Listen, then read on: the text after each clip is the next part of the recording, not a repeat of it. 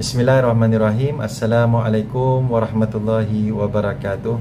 Alhamdulillahirrabbilalamin. Wassalatu wassalamu ala Sayyidina Muhammad wa ala alihi wa sahbihi ajma'in. Rabbi syrah li sadri wa yassir li amri wahlul 'uqdatam min lisani yafqahu qawli. Subhanaka la ilma lana illa ma 'allamtana innaka antal alimul hakim. Amma ba'du. Kepada penonton muslimin muslimat yang mudah-mudahan dirahmati oleh Allah Subhanahu wa taala. Apa khabar habis kita pada hari ini?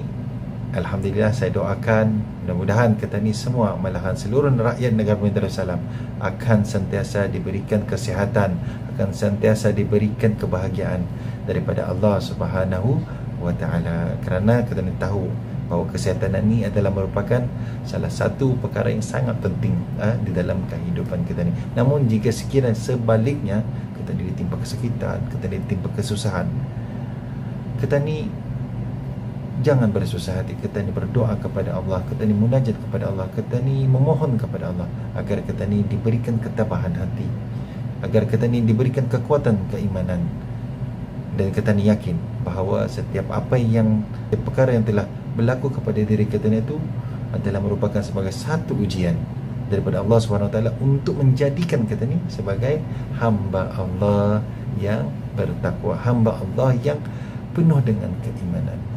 Jadi ada penonton muslimin muslimat yang mudah-mudahan dirahmati oleh Allah Subhanahu wa taala. Alhamdulillah, Allah Subhanahu wa taala telah memanjangkan umur kita ni sehingga kita ni sekarang sudah berada di dalam bulan Ramadan. Sekarang kita ni sudah berada di pertengahan bulan Ramadan. Jadi ada tinggal baki separuh sahaja lagi kita ni akan bersama-sama dalam bulan Ramadan, insya-Allah. Mudah-mudahan dipanjangkan umur untuk dapat kita ni menghabiskan bulan Ramadan ini. Namun apa yang perlu kita ni ingat, ketika kita ni berada di ujung bulan Ramadan ini penuh dengan dugaan. Ada yang berjaya, ia akan meningkatkan lagi keimanan, ia akan meningkatkan lagi amal ibadah.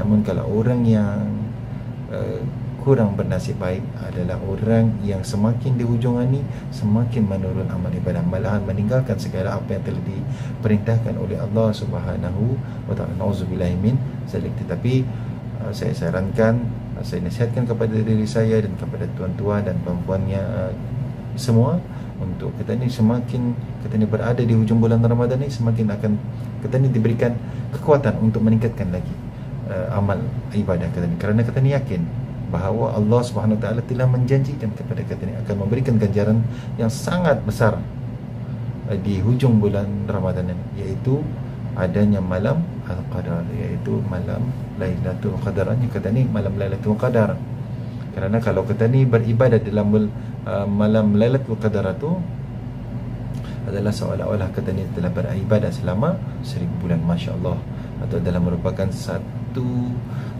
janji yang telah diberikan oleh Allah SWT kepada kita ni. Jadi mudah-mudahan kita ni antara hamba Allah yang dipilih untuk menemui dengan malam Al-Qadar. Jadi ada penonton muslimin muslimat yang mudah-mudahan dirahmati oleh Allah SWT, antara perkara-perkara yang dapat kita ni laksanakan di dalam bulan Ramadan ini banyak, antaranya sembahyang, membaca Al-Quran, bersedekah dan sebagainya. Tapi apa yang akan saya tekankan di sini, itu yang akan saya bincangkan, ialah mengenai dengan membaca Al-Quran, bertepatan juga dengan pada masa ini kita ni berada di sambutan nuzul Al-Quran, yang mana kalau kita ni melihat tema majlis sambutan nuzul Al-Quran pada masa ini, pada tahun ini maksud saya, itu bertemankan Al-Quran sepanjang zaman. Jadi Al-Quran ini adalah merupakan salah satu mukjizat Rasulullah yang telah diberikan kepada Rasulullah sallallahu alaihi wasallam, yang telah diturunkan Al-Quran kepada Nabi Muhammad sallallahu alaihi wasallam melalui Jibril alaihi salam, lalu disampaikan kepada kita ni, yang dijadikan sebagai pedoman kita ni, yang dijadikan sebagai petunjuk kita ni, agar kita ni menjadi manusia yang sempurna, ataupun menjadi manusia yang penuh dengan keamanan, kesejahteraan, dan menjadi umat yang terbaik dan mendapat keredaan Allah Subhanahu wa taala. Jadi di bulan Ramadan ini yang penuh rahmat dan keberkatan ini, jadi sama-samalah kita ni memanjatkan syukur kehadirat Allah Subhanahu wa taala kerana telah memanjangkan umur dan memberikan kesempatan kepada kita ni untuk melipat gandakan usaha dan amal ibadah bagi untuk mendapatkan ganjaran pahala di bulan yang penuh mubarak ini. Jadi dalam bulan Ramadan ini terdapat peristiwa agung yang berlaku dalam sejarah Islam, iaitu turunnya kitab suci Al-Quran, iaitu Al-Quran diturunkan sebagai pegangan, sebagai pedoman dan petunjuk buat sekalian manusia agar hidup sejahtera, aman, tentram dan selamat di dunia dan juga di akhirat, sebagaimana firman Allah Subhanahu wa taala dalam surah Al-Baqarah ayat 185, yang mana tafsirnya, bulan Ramadan yang padanya diturunkan Al-Quran menjadi petunjuk bagi sekalian manusia dan menjadi keterangan-keterangan yang menjelaskan petunjuk dan menjelaskan perbezaan di antara yang benar dan yang salah. Jadi Al-Quran ini diturunkan secara berperingkat-peringkat, iaitu sedikit demi sedikit, supaya ianya mudah untuk dihafal, mudah untuk difahami dan dilaksanakan, kerana ia merupakan sebagai satu rahmat dan kurniaan yang sangat besar kepada hamba-hambanya. Jadi kepada penonton, muslimin muslimat yang mudah-mudahan dirahmati oleh Allah Subhanahu wa taala, sesungguhnya kandungan Al-Quran ataupun isi di dalam Al-Quran itu telah sebenarnya mencukupi dalam segala segi, sama ada dalam aspek kehidupan kita ni, sama ada hubungan manusia dengan Allah ataupun hubungan manusia dengan manusia, seperti dalam hal peribadatan, sosial, ekonomi, budaya, politik dan juga sebagainya. Jadi seluruh kehidupan dalam kehidupan kita ni jadi ada di dalam Al-Quran, yang mana Al-Quran juga menjadi sebagai ubat ataupun sebagai penyawar dan penyembuh kepada berbagai jenis penyakit. Apatah lagi pada masa ini kita ni dalam kondisi kita ni yang ditimpa wabak COVID-19, yang mana seluruh dunia huru-hara mencari apakah obat yang dapat mengobati. Namun kita ni sebagai orang Islam, kita ni mempunyai vaksin, iaitu vaksin ketuhanan kita ni, iaitu Al-Quran. Sebagaimana firman Allah Subhanahu wa taala dalam surah Al-Isra ayat 82, yang mana tafsirnya, dan kami turunkan dengan beransur-ansur daripada Al-Quran ayat suci yang menjadi penawar dan rahmat bagi orang yang beriman kepadanya, dan sebaliknya Al-Quran tidak menambahkan orang-orang yang zalim disebabkan keingkaran mereka, melainkan kerugian jua. Jadi Allah Subhanahu Wa Taala telah menurunkan kepada kita ni Al-Quran ini sebagai pelindung kita ni, sebagai penawar yang boleh dijadikan sebagai penawar kita ni.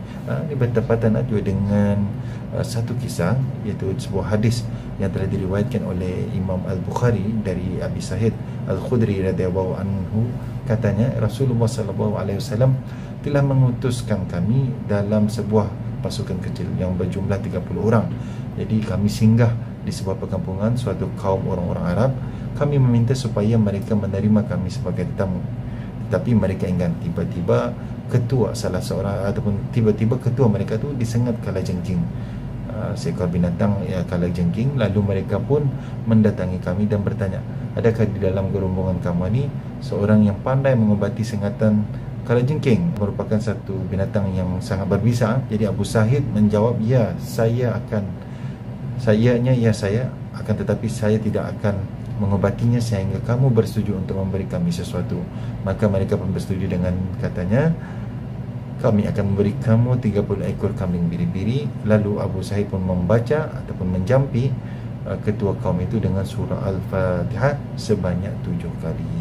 Jadi apabila para sahabat itu sudah menerima 30 ekor kambing yang dijanjikan, mereka teringat untuk bertanya kepada Rasulullah SAW, adakah perbuatan mereka itu betul ataupun tidak. Jadi setelah semuanya diperincikan kepada Rasulullah SAW, maka baginda pun bersabda, apa yang aku tahu, Al-Fatihah itu memanglah jampi. Jadi jelas daripada hadis tersebut telah menggambarkan kepada kita ni bahawa Al-Quran ini juga adalah merupakan sebagai penawar kepada kita ni. Apatah lagi yang saya katakan tadi, kita ni berada dalam kondisi ataupun suasana wabak COVID-19 terjadi di negara kita ni. Jadi seharusnya kita ni sentiasa mengamalkan membaca Al-Quran, dan kita ni niatkan ia adalah merupakan sebagai syifa kepada diri kita ni dan juga seluruh negara kita ni. Jadi sesungguhnya dengan membaca Al-Quran juga kita akan mendapat ganjaran pahala yang amat besar, lebih-lebih lagi di dalam bulan Ramadan ini. Sememangnya terdapat banyak surah-surah yang besar manfaatnya dan kelebihannya untuk kita ni amalkan. Contohnya saja surah Al-Waqiah.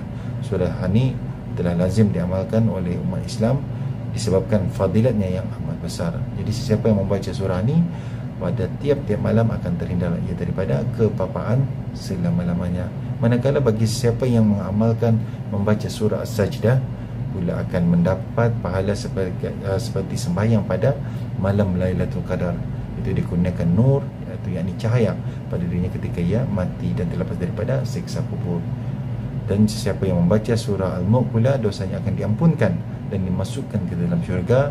Dan sesiapa yang membaca surah ini pada setiap malam, maka Allah Subhanahu Wa Taala mencegahnya daripada azab kubur. Jadi bolehlah kita ingat walaupun beberapa surah dalam Al-Quran itu mempunyai kelebihan-kelebihan tersendiri. Jadi namun dalam masa yang sama janganlah kita hanya membaca surah-surah tersebut dan meninggalkan surah-surah yang lain, kerana setiap satu huruf daripada Al-Quran yang kita baca itu ada pahalanya, seperti mana yang telah dijelaskan dalam hadis yang telah diriwayatkan oleh Imam At-Tirmizi dari Abdullah bin Mas'ud bahawa Rasulullah SAW telah bersabda, yang mana maksudnya barang siapa membaca satu huruf daripada kitab Allah, maka baginya satu kebajikan, dan setiap kebajikan 10 kali ganda. Aku tidak mengatakan alif lam mim itu satu huruf, tetapi alif satu huruf, lam satu huruf, dan mim satu huruf. Jadi maknanya kita ni dengan kita ni membaca Al-Quran itu kita ni akan dapat diberikan ganjaran pahala oleh Allah Subhanahu Wa Taala. Jadi betapa banyaknya ganjaran pahala dan fadilat bagi yang membaca Al-Quran. Maka kita ni jadikanlah membaca Al-Quran itu sebagai amalan kita ni, sebagai amalan harian kita ni sepanjang tahun. Apatah lagi kita ni berada di bulan Ramadan ni, semakin banyak kita ni membaca Al-Quran dengan mengadakan tadarus seperti mana kelaziman sahabat-sahabat yang terdahulu, sahabat-sahabat Rasulullah. Mudah-mudahan kita menjadi umat Islam yang sentiasa mencintai Al-Quran, selalu membaca dan menghayati serta mengamalkannya dalam kehidupan seharian. Semoga kita ini tergolong di kalangan orang yang berjaya di dunia ini dan akan mendapat syafaat di akhirat nanti. Amin amin ya rabbal alamin. Jadi setelah itu saja yang dapat saya sampaikan pada hari ini. Mudah-mudahan ada manfaatnya. Wabillahi taufiq wal hidayah. Assalamualaikum warahmatullahi wabarakatuh.